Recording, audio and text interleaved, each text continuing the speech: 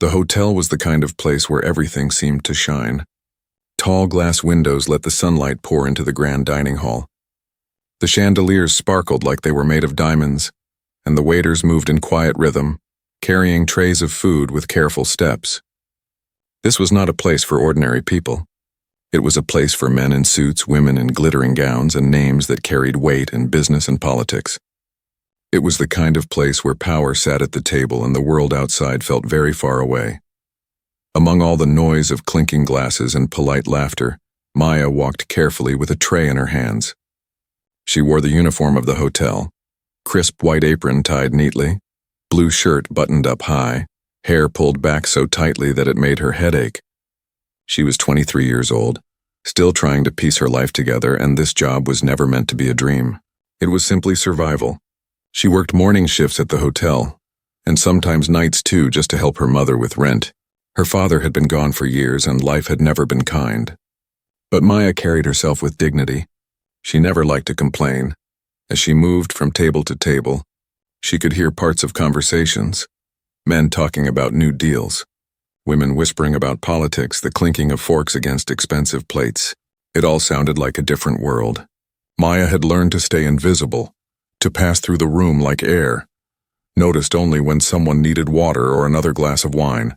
That was the rule. Invisible service, perfect silence, and always a smile. At the center of the room sat the man who everyone seemed to watch. He was tall, broad-shouldered, with a sharp suit that looked like it was cut from the most expensive fabric in the world. His name was Mr. Grant. People said his fortune was bigger than entire countries. His companies built towers in New York, mines in Africa, factories in Asia. Some admired him, others feared him, but nobody ignored him. He was the kind of man who could raise his hand and change lives with a single gesture. Maya had seen him in the hotel before.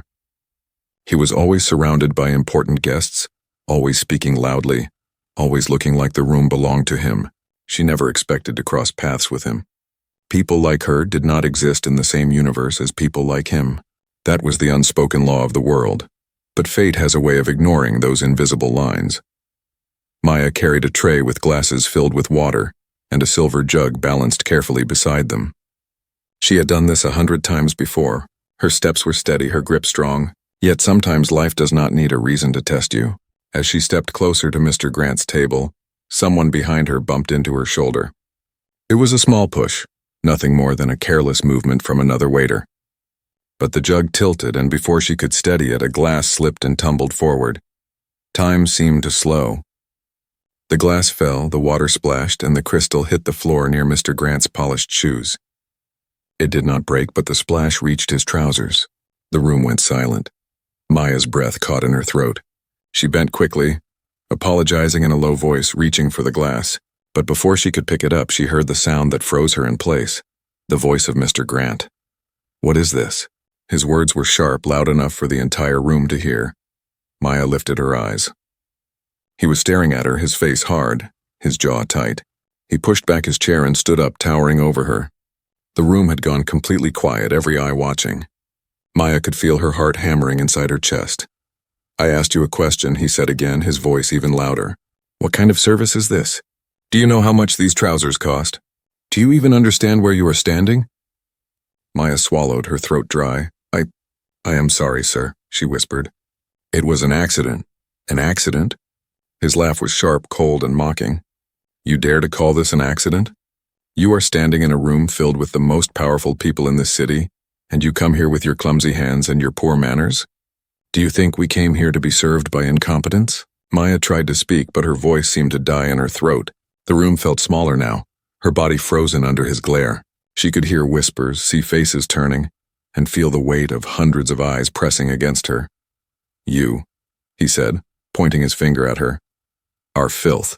People like you should not even be allowed inside this room. You do not belong here. You are nothing. Get out of my sight." His words were like knives.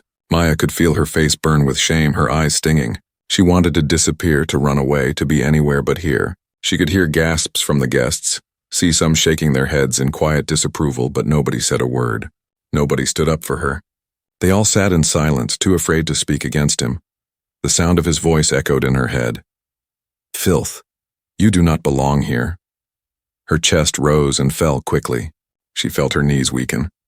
The tray in her hands trembled, and for a moment she thought she might drop it all. But somewhere inside, beyond the fear and the shame, another feeling began to rise. It was not loud, not dramatic, but quiet and steady. It was the voice of dignity. The voice that had lived inside her since childhood. The same voice that helped her survive when life gave her nothing. Maya lifted her eyes. She did not move, she did not run. She stood in front of him, her shoulders straight, her face calm, though her heart still pounded. The silence in the room grew heavier. Everyone waited for her next move, expecting her to cry, to beg, to leave. But she did not do any of those things. Instead, she breathed slowly and looked at him, not with fear, but with something he was not used to seeing. With truth. The moment hung in the air, fragile and sharp. The billionaire had unleashed his anger. But what came next would not be what he expected, and with that, the stage was set for a single sentence that would change everything. The silence inside the grand hall was so heavy that even the ticking of the clock on the far wall could be heard. Maya stood there frozen with her tray still trembling slightly in her hands, while Mr. Grant's furious voice lingered in the air like a sharp echo. The room was full of powerful men and women, yet not one of them spoke up. Some stared at their plates to avoid the tension, while others looked from Maya to the billionaire as if waiting for her to break apart and vanish. Everyone expected her to bow her head and walk away in shame, because that was the way it always worked in rooms where wealth and power sat on thrones. But instead of breaking down, Maya did something no one expected.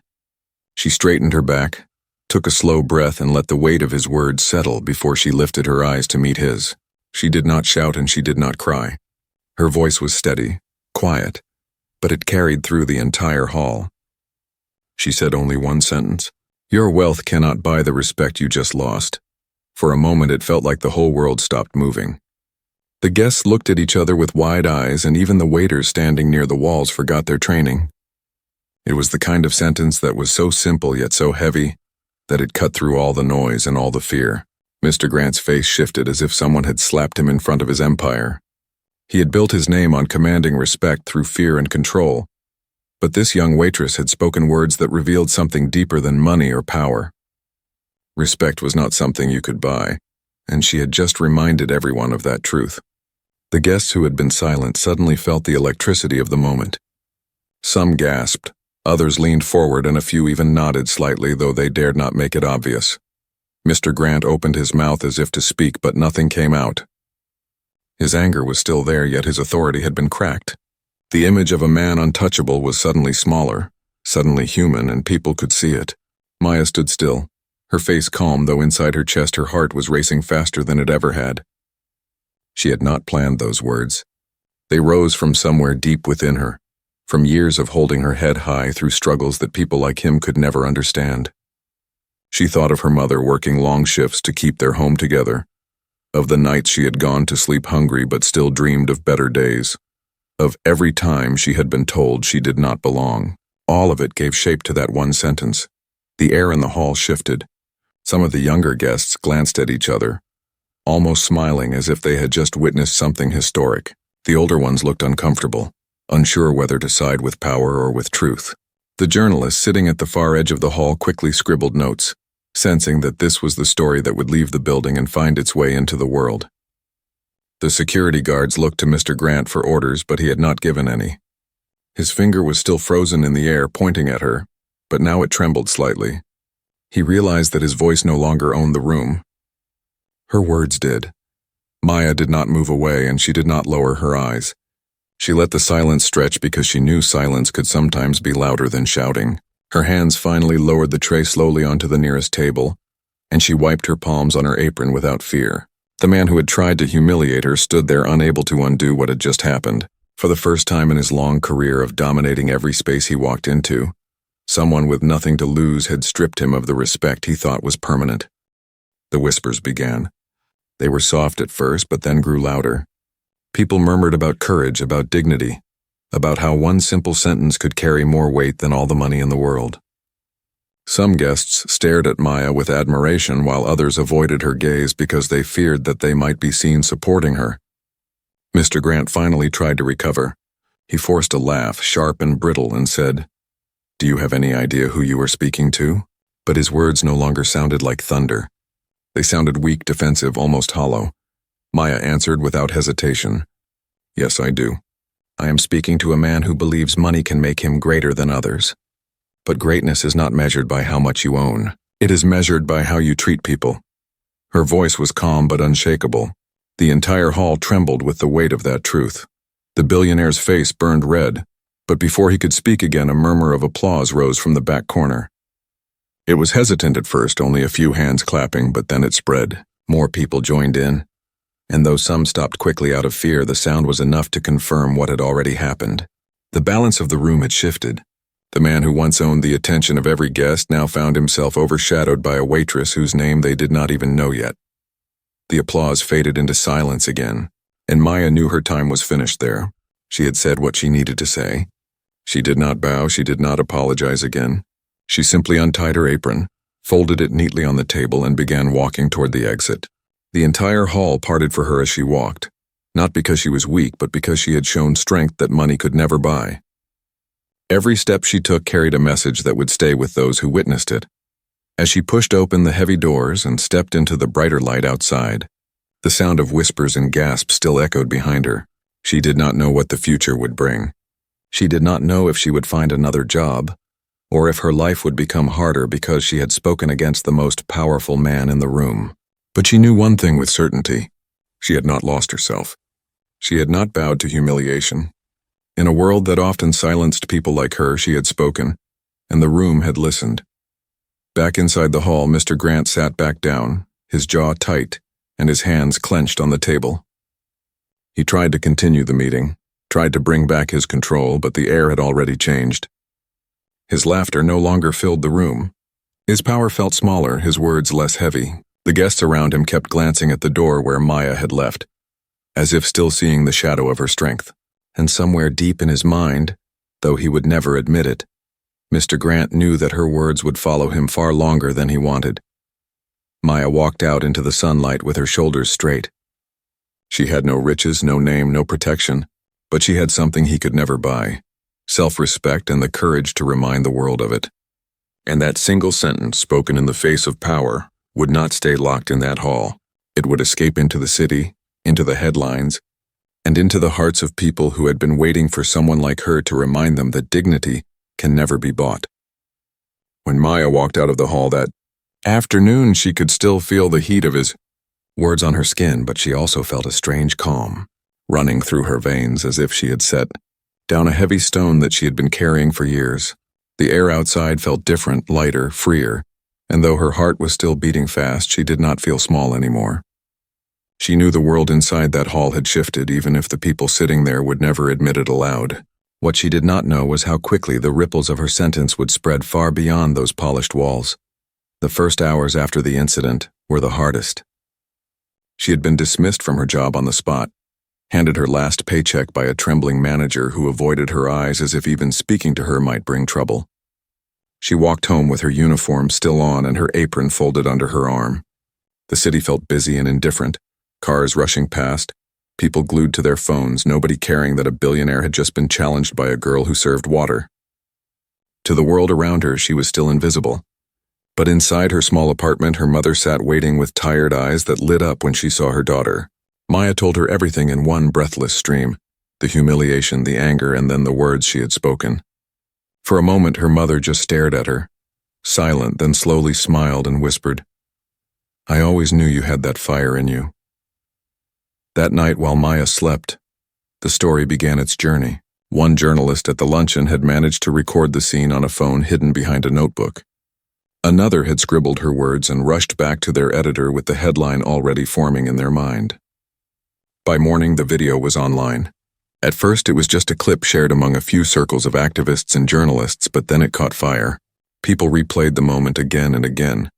The billionaire's red face, his finger stabbing the air, and then Maya's calm eyes meeting his with that sentence that cut through his arrogance. By noon, her name was trending on social media. "Your wealth cannot buy the respect you just lost." The line was repeated thousands of times, printed on posters, shared in captions, turned into a rallying cry. Students quoted it in classrooms, workers whispered it to each other on lunch breaks. Strangers left comments about how they wish they had the courage to say the same thing in their own lives. What Maya had thought was just a moment of survival had become something much bigger. Meanwhile, Mr. Grant was facing something he had never experienced before: mockery.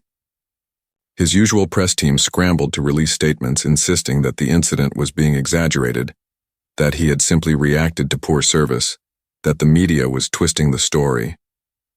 But the video was undeniable, and people could see the way his face twisted with fury and the way Maya's voice carried strength without needing to shout. Every denial only made him look smaller. Commentators on television debated whether his empire could survive a scandal of respect rather than money. Investors whispered doubts. Former employees began to share their own stories of how he had treated them, and the world started to connect the pieces. For Maya, life became both harder and brighter at the same time. The hotel blacklisted her as she expected, and other luxury places quietly refused to hire her. But at the same time, offers began to arrive in her inbox. A small community group invited her to speak at a gathering about dignity at work. A college professor wrote to her saying they wanted her to visit their class. Strangers sent small donations to her and her mother, enough to cover rent for a few months. Maya felt overwhelmed by it all. She had never wanted attention, never dreamed of being a symbol. She only wanted to live with dignity, and yet here she was, her words traveling into corners of the world she had never imagined reaching. She also had to face fear. There were nights when she worried about the power of a man like Mr. Grant. She knew he had enough influence to crush people if he wanted to. But each morning when she woke up and saw the messages from strangers thanking her for reminding them that respect was priceless, her fear weakened a little more. Courage, she realized, was not the absence of fear. It was walking forward even when fear tried to block the way.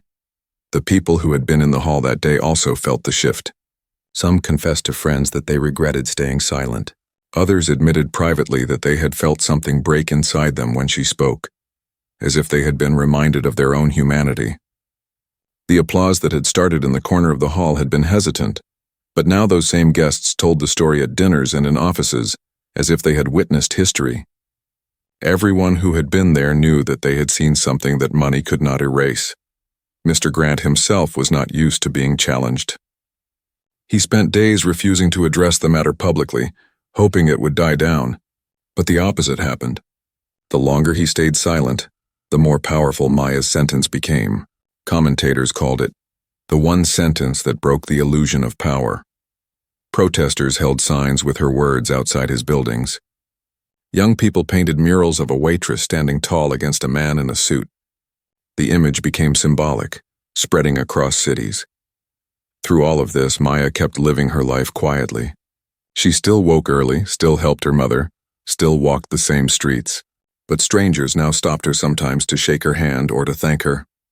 It felt strange, almost unreal, yet also deeply moving. She began to understand that the sentence she had spoken had not just been for herself. It had been for every person who had been silenced, belittled, or made to feel small. Her courage had unlocked theirs. One evening, she was invited to a small talk show. She hesitated at first, unsure if she wanted more attention, but her mother encouraged her. When she sat under the lights and the host asked her why she had said those words, Maya smiled softly and said, "Because I knew if I stayed silent I would lose more than a job. I would lose myself." The audience clapped, and in that moment Maya felt something new, a sense of responsibility. She realized that sometimes one act of courage can ripple so far that you cannot simply step away from it. You have to carry it, not just for yourself but for others who need to hear it. The aftermath of that single sentence was not just about a billionaire being humbled. It was about a young woman discovering her own strength. It was about the world being reminded that respect is the one currency that power cannot control. And it was about the countless silent voices that suddenly felt they too could speak. Maya did not know what the future would bring, but she knew one thing: her life would never be ordinary again. She had spoken once, and the world had listened. The video of that single moment did not stay hidden inside the grand hall because the world today has a way of carrying truth faster than any wall can contain. The journalist who had captured it uploaded the clip with a short line that read, "A billionaire screamed," a waitress replied, and silence fell. At first it was shared among a few hundred people, but within hours it had traveled across the city, and by evening it was reaching other countries. The image of Maya standing still in her uniform, calm eyes meeting rage, was replayed again and again until it became impossible to ignore. People who had never heard of Mr. Grant or the hotel or even Maya herself began to talk about it, because the story was not about names or titles, it was about something far more universal. It was about dignity. On social media, the sentence became a storm. Your wealth cannot buy the respect you just lost. It appeared in bold letters across countless screens, used in arguments, in debates, in art. People wrote it under photos of unfair bosses. They painted it on walls. They turned it into chants. The sentence spread like fire because it was short enough to remember, yet powerful enough to hold a lifetime of meaning. In every corner of society, people recognized themselves in Maya's courage. Workers in factories whispered it to each other when supervisors barked orders. Students wrote it on protest signs outside schools that denied them fairness. Even politicians were asked about it in interviews, forced to comment on the storm of attention. Maya had gone to sleep that night thinking she had simply walked away from humiliation with her head high. By morning, she woke to find her phone buzzing nonstop. Strangers she had never met were sending her messages of thanks, admiration, and encouragement. Some told her they had cried watching the clip because it reminded them of moments in their own lives when they had wanted to speak but could not. Others told her she had given them the courage to finally stand up for themselves. She sat on the edge of her small bed holding the phone in her hands with tears in her eyes, because she never thought her life would touch so many people. Meanwhile, Mr. Grant's empire was beginning to tremble. For years he had been a man admired, feared, and envied, but now his name was tied to a moment of cruelty. Investors questioned whether his arrogance could hurt their profits.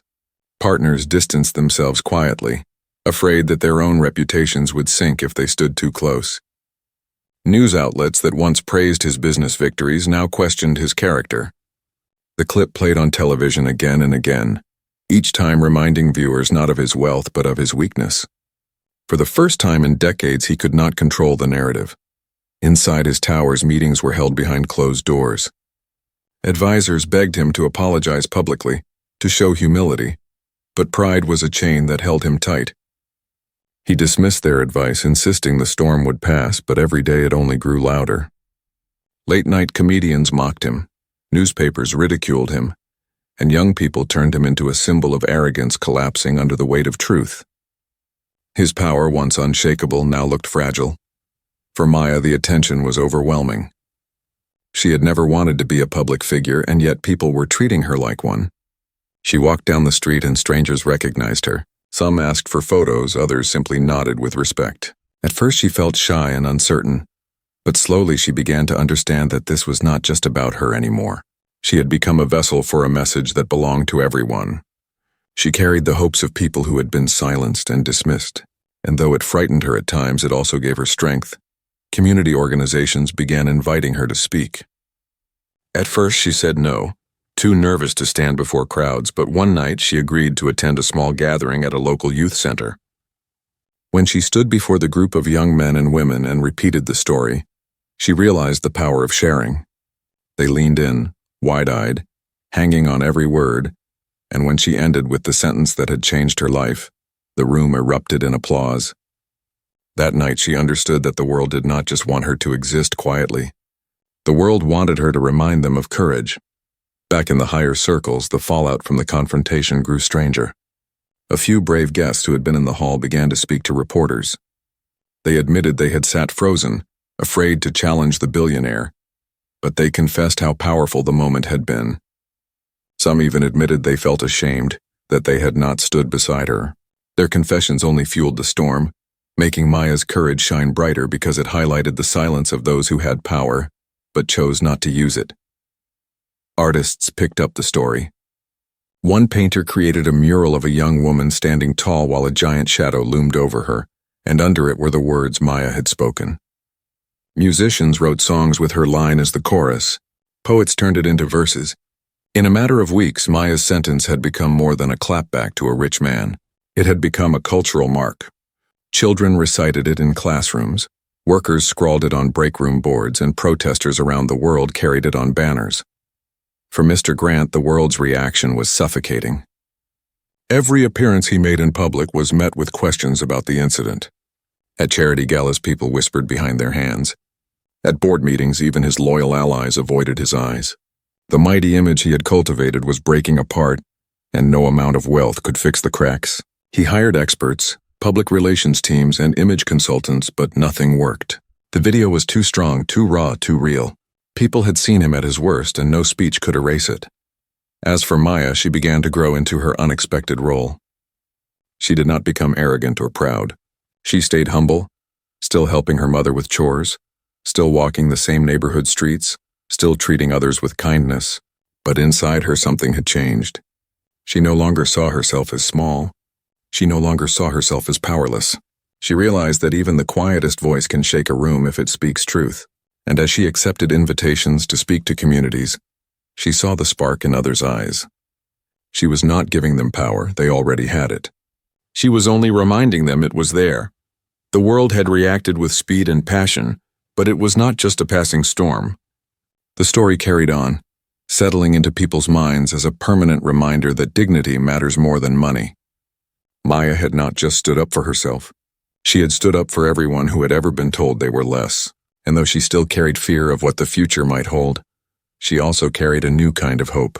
The kind of hope that grows when one voice finds the courage to speak and millions listen. The days after the world's reaction brought both light and shadow into Maya's life, and while the world outside saw her as a symbol of courage, inside her own small apartment she was still just a young woman trying to find her balance in a storm she never asked for. She had no map for this sudden attention, no mentor to tell her what steps to take, and no guarantee that her new life would be safer or easier. For every hand that applauded her, there was another that pushed against her. And it was in this sharp contrast that Maya's struggle began to unfold. The hotel where she had worked sent her a formal letter banning her permanently from ever stepping inside again. They claimed it was because of the disruption she had caused, though everyone knew it was simply fear of losing the billionaire's favor. Other luxury establishments quietly turned her away when she applied for new jobs. "We respect your courage," one manager told her with a stiff smile, "but we are not looking to hire at the moment." She could hear the lie behind his words. The truth was that no one wanted to risk being associated with her because they knew Mr. Grant's reach was long and his anger was not yet cooled. Bills still came to the door, reminders that no amount of viral fame could pay rent. Her mother tried to reassure her, telling her they would find a way, but Maya could see the worry in her mother's tired eyes. Some days she questioned if she had made a mistake. What if her words had ruined not just her job, but her whole future? What if she could never find stable work again? Courage had carried her in the moment, but the quiet nights alone were filled with heavy thoughts. She lay awake, staring at the cracked ceiling, wondering if she had spoken too boldly, if she had risked too much. At the same time, unexpected voices of support kept reaching her. Strangers continued to send messages. Some slipped envelopes under her apartment door with notes that said, "Stay strong," or "You gave me courage today."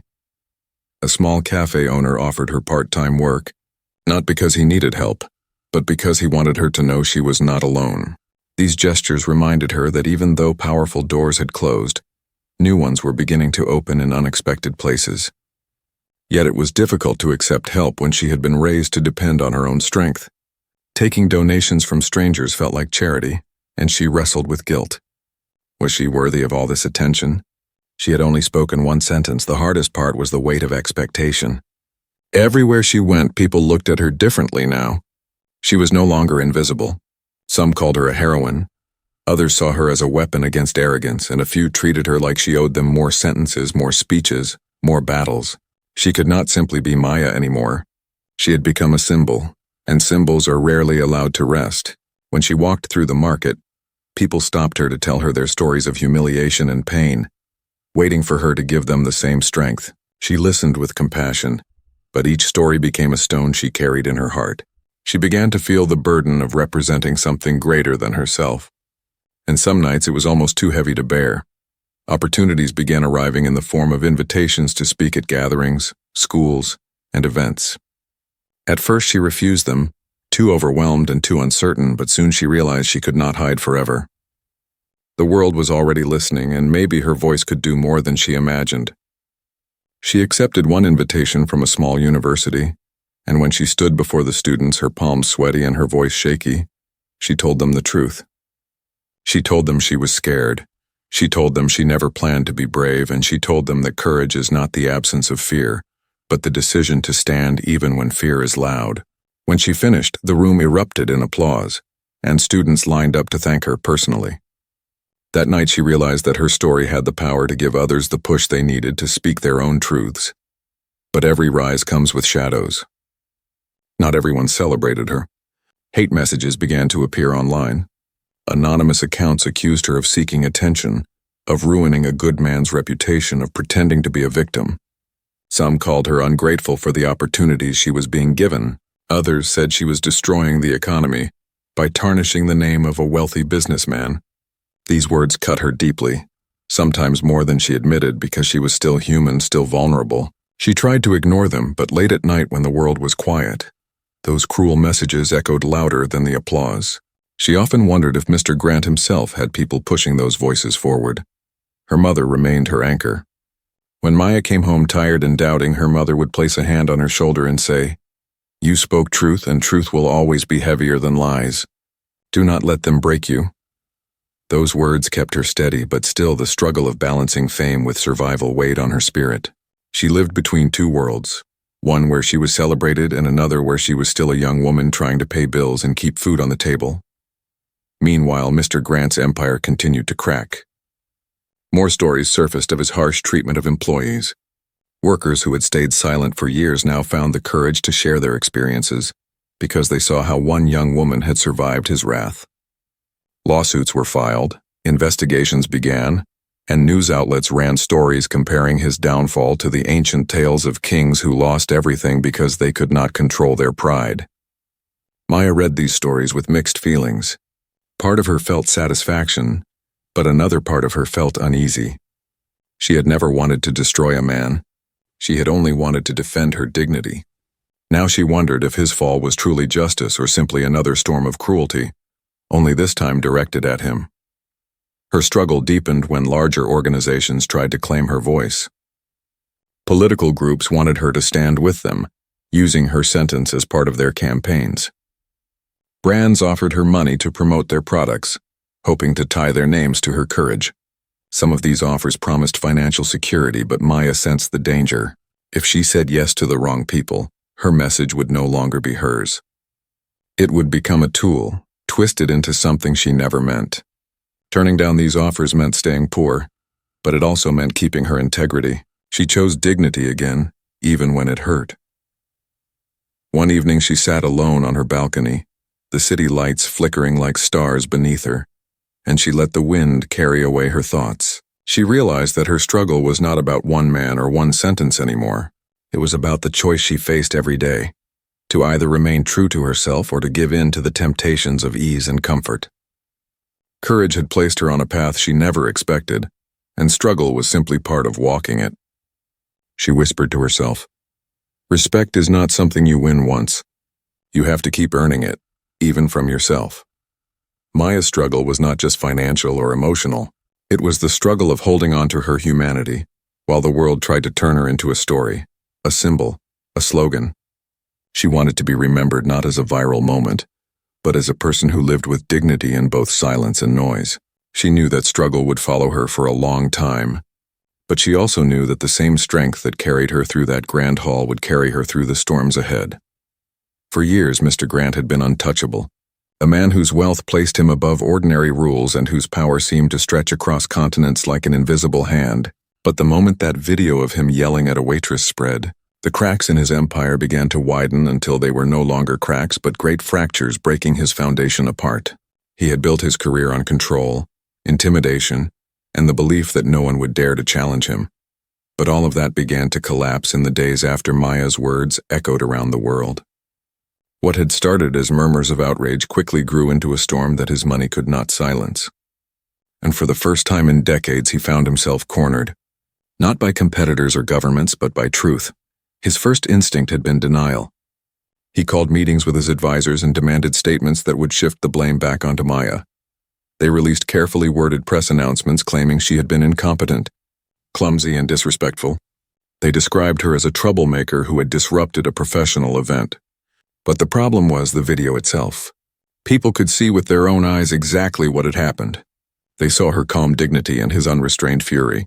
They saw him towering with rage while she stood still and steady. No polished words could rewrite those images, and every attempt to smear her only fueled the anger of the public further. As days turned into weeks, his businesses began to feel the impact. Stocks in his companies dipped as investors questioned his leadership.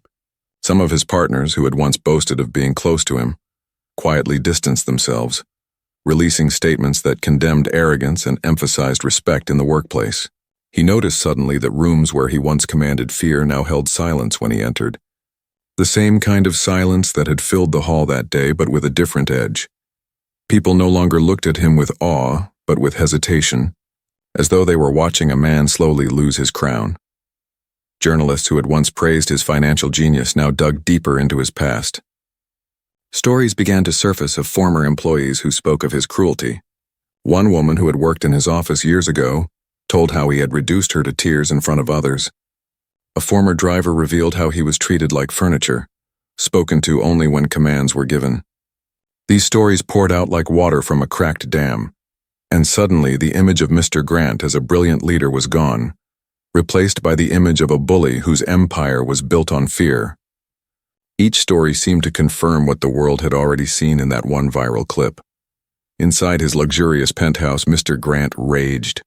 He threw glasses against walls, shouted at his assistants, and fired staff in fits of anger.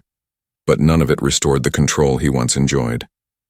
He called lawyers to threaten lawsuits against the media outlets publishing these stories, but the lawsuits did nothing but make more headlines. He tried to buy silence by offering donations to charities, but even the charities hesitated. Knowing his name was now toxic, he was discovering a truth that Maya had spoken to him directly. Money could not buy respect. It was not just her words anymore. It was reality crushing down on him from every angle. The more he tried to fix his reputation, the worse it became. In one interview he agreed to give. He sat across from a journalist and attempted to portray himself as misunderstood. But when the journalist asked him directly whether he regretted yelling at Maya, he froze for too long before forcing out a hollow response. The clip spread almost as fast as the original one, people mocking his lack of humility, calling him incapable of admitting fault. Memes appeared online showing him with captions like "respect not found" and "money cannot save you now." For a man who had lived his life commanding fear, becoming a figure of ridicule was unbearable. Meanwhile, his empire started to crumble financially. A major international project was canceled after partners withdrew. Shareholders began demanding new leadership in some of his companies. Protests appeared outside his office buildings with people carrying signs of Maya's words, chanting them as though they were a hymn of resistance. Even his personal life was not spared. Old friends stopped returning his calls, and his social invitations dried up. The man who once filled rooms with laughter and power now sat alone, staring at the walls of his empire that seemed to grow smaller each day. Behind all the noise, Mr. Grant wrestled with something he had never faced before: self-doubt. For so long he had lived convinced that he was superior, that his wealth made him untouchable. But now he replayed the moment in the hall over and over in his head, her eyes steady, her voice calm, her words echoing in his ears. He tried to tell himself she was nothing, a nobody. But each time the memory returned, it grew heavier, as if her truth was a mirror he could not turn away from. In private moments he felt the sting of shame, though he never admitted it aloud. For the first time in his life he wondered if the respect he had demanded had ever been real at all, or if it had always been just fear wearing the mask of respect. As his fall deepened, Maya's star continued to rise. Every headline about his failures seemed to highlight her strength. She was invited to more events, asked to speak to wider audiences, and her name became associated with dignity. The contrast between them could not have been sharper. The billionaire who lost everything because of arrogance, and the waitress who gained everything because of courage. People began writing essays about the symbolism of their confrontation, using it as an example of how the old world of power and wealth was giving way to a new world of voice and equality. Mr. Grant had become the villain in a story he never wanted to be part of, and Maya had become the unexpected hero. The fall of Mr. Grant was not quick, nor was it clean. It was slow, painful, and public. Every day brought a new loss, every week a new humiliation. For a man who had lived his life towering over others, the descent was steep and merciless, And yet, in the quiet of his own mind, perhaps the greatest fall was not in money or reputation, but in realizing that the respect he had once believed was permanent had been shattered by a single sentence from a young woman who had nothing but her dignity. By the end of that year, Mr. Grant's name no longer carried the same weight. His businesses were restructured, his influence stripped, his empire a shadow of what it once was. He still had money, yes, but he had lost something far more valuable in the eyes of the world. And he knew no matter how much wealth remained, he would never again walk into a room and be seen the same way. He would always carry the memory of that hall, of that sentence, and of the silence that followed. His fall was complete, and it was not the fall of a king stripped by enemies, but the fall of a man undone by his own pride and a waitress's courage. The months that followed felt like a new life unfolding for Maya, though she often reminded herself that at the core she was still the same girl who once carried trays through crowded halls and counted tips to pay rent. Yet the world no longer saw her as invisible. The world had given her a name, a face, and a voice that traveled far beyond the walls of her small apartment. With every sunrise, her story seemed to grow larger, and though the attention was frightening at first, slowly she began to understand that she had been given something rare, a chance to use her truth not only for herself, but for millions who had been silenced. She began to travel to places she had never imagined stepping into. Schools invited her to speak to students about dignity and courage. And when she stood before young faces filled with hope, she told them the truth of her struggle. She did not pretend to be fearless. She confessed that her hands had trembled, her heart had raced, and her knees had nearly given out when she stood before the billionaire. But she also told them that fear was not the end. It was simply a wall, and courage was deciding to walk through it anyway. Her words made students clap with tears in their eyes, some running up afterward to hug her, whispering that she had given them the strength to face their own battles. Community leaders called her to gatherings, not because she was wealthy or powerful, but because she represented something pure. She represented the idea that respect does not belong to a few, it belongs to everyone. In those meetings, Maya often felt small again, overwhelmed by the weight of expectation. But each time she spoke, she felt the same calm fire that had risen inside her on that unforgettable day. It was as if destiny had placed her in that moment not to end there, but to begin something larger. Her life was still not without hardship. The money from speaking engagements was enough to keep her and her mother safe, but she was careful never to let greed enter her choices.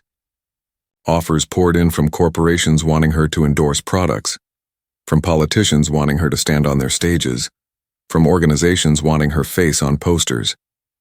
She turned most of them down because she knew that the moment her voice became a tool for profit or politics, it would no longer be her own. She remembered her words in the hall, remembered how they had cut through wealth and pride, and she knew she had to guard them. Her dignity could not be sold. As time went on, something remarkable began to happen. Maya was no longer just a name attached to a viral clip. She became part of a larger conversation about change. Universities studied her story as an example of power dynamics in society. Writers included her in books about modern courage. People carried her words into protests and negotiations, using them as shields against those who tried to diminish them. She had not chosen this path, but she walked it now with steady steps because she saw the light it sparked in others. Her mother often watched her with quiet pride. At night, when the crowds were gone and the cameras were off, they sat together over simple meals, and her mother would remind her that fame fades but truth endures. Maya listened carefully because she knew it was wisdom she would need for the years ahead. She promised herself she would never forget where she came from, never forget the weight of the tray in her hands, never forget the hunger that shaped her will. Those memories kept her humble, kept her grounded, and made her rise different from others who had been lifted quickly and lost themselves. The contrast between her life and Mr. Grant's was spoken about often in the media. Articles compared the fall of the billionaire with the rise of the waitress, painting the story like a modern fable. She did not enjoy seeing herself compared that way, because she never wanted her life defined by him. She wanted her story to stand on its own, not as the shadow of his arrogance, but as the light of her dignity. Over time, she shifted the narrative. When people asked her about Mr. Grant, she simply said, "This was never about one man. This was about all of us."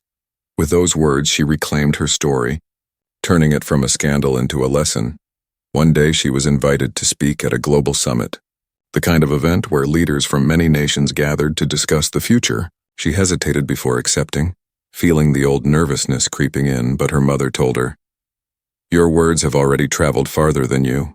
Now it is time to carry them with your own feet." And so she agreed.